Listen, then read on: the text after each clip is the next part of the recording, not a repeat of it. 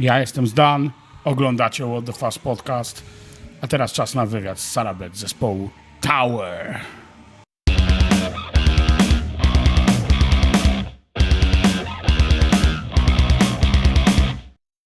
Hello. Hello. Welcome to our lovely country. Thank you for having me. Cool. First things first. And this might be controversial off the bat. How do you feel with the reception of the second album, which to me, when looking at it, compared to the first one, is much, much better. The first one happened, and it sort of went somewhere, but when the second one went like, when you released it, everybody went, now this is the stuff. Yeah. So what happened there? Well, we were just starting off Yeah. back in the day. And I think, that album came from like a lot of our influences, but I don't think that we really found our sound yet. We kind of recorded this album really early on. So we didn't have much time. We just put out music immediately. So I think that's why maybe it wasn't as extreme as maybe this album. So yeah. Yeah, would you say, because I would, that the second one especially has something quintessentially American about it?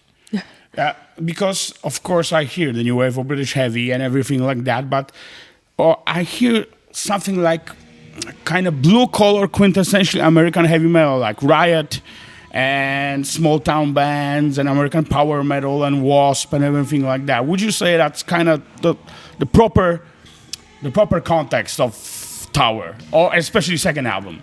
Well, I think, most of us are from New York, so I think it has that sort of, feel to it. Definitely American. I mean, we're all American. But it definitely has more of a thrashier sound than our first album.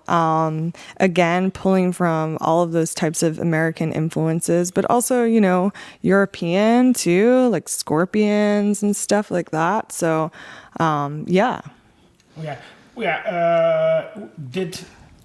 When you pulled from that, what made you go really, well, I won't say speed metal, but almost everything, like on the second album, is fast. Yeah. Or very fast.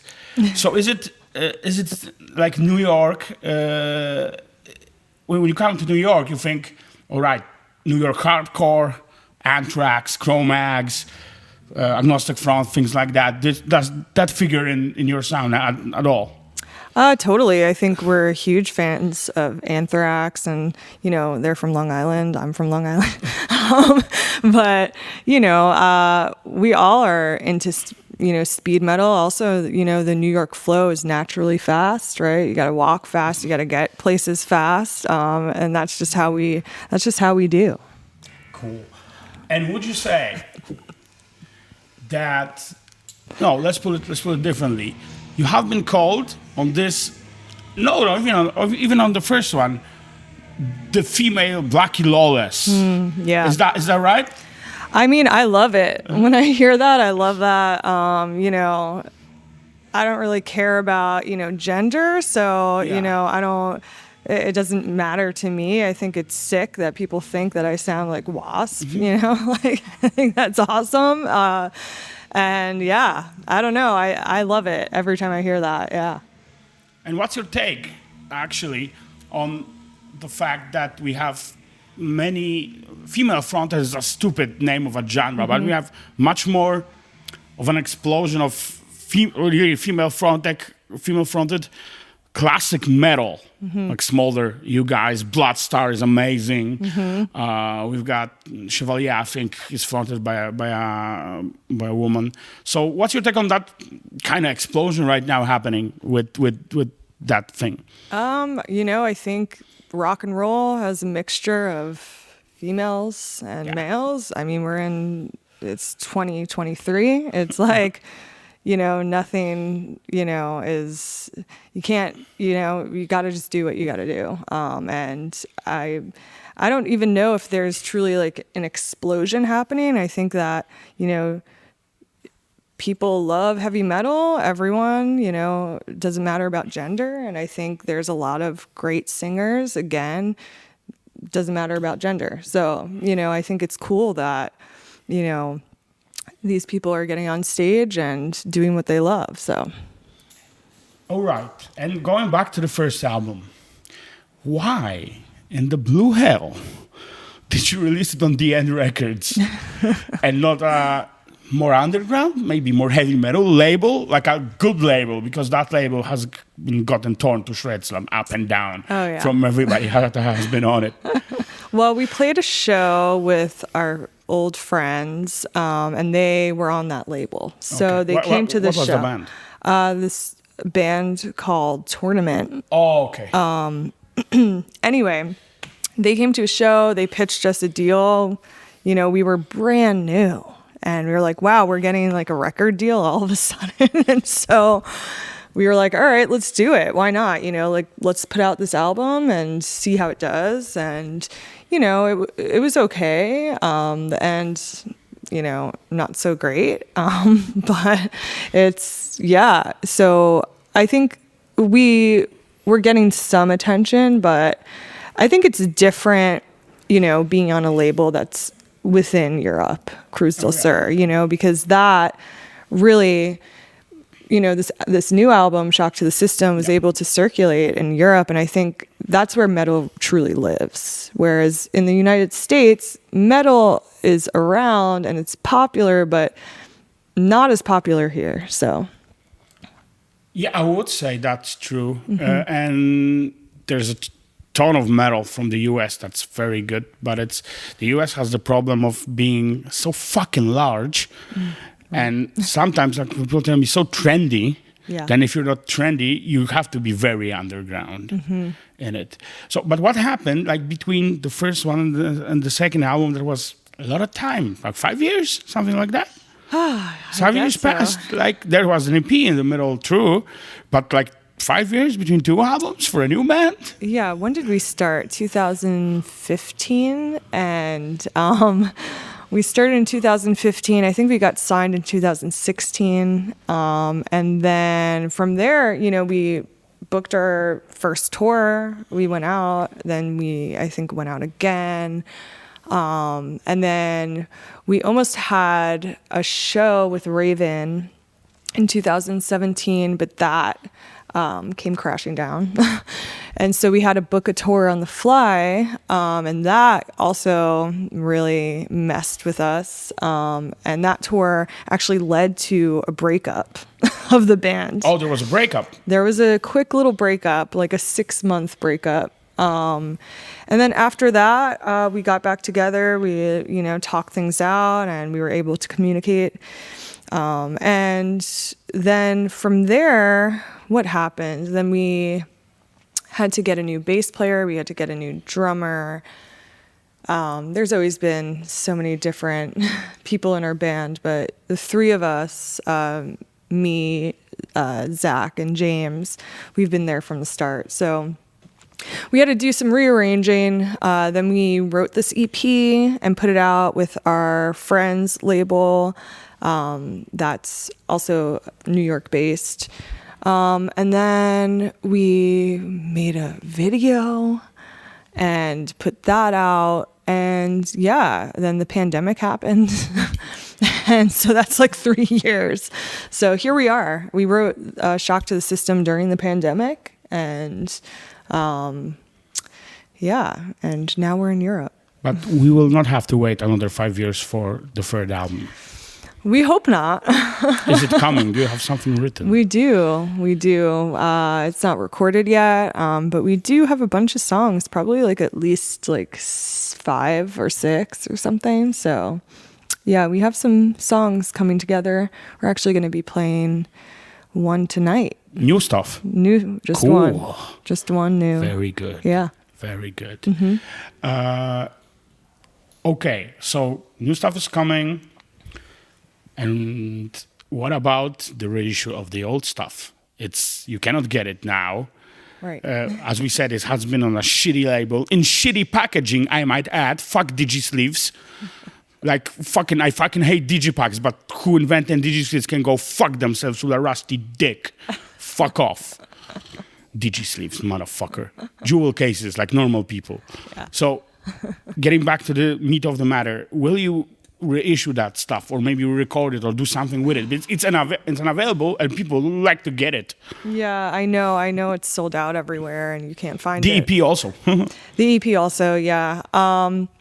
Maybe we haven't really been talking about reissuing it. We'd have to re-record the first album, so that would have to take some time, and we don't have a lot of time right now. So we're running out of time.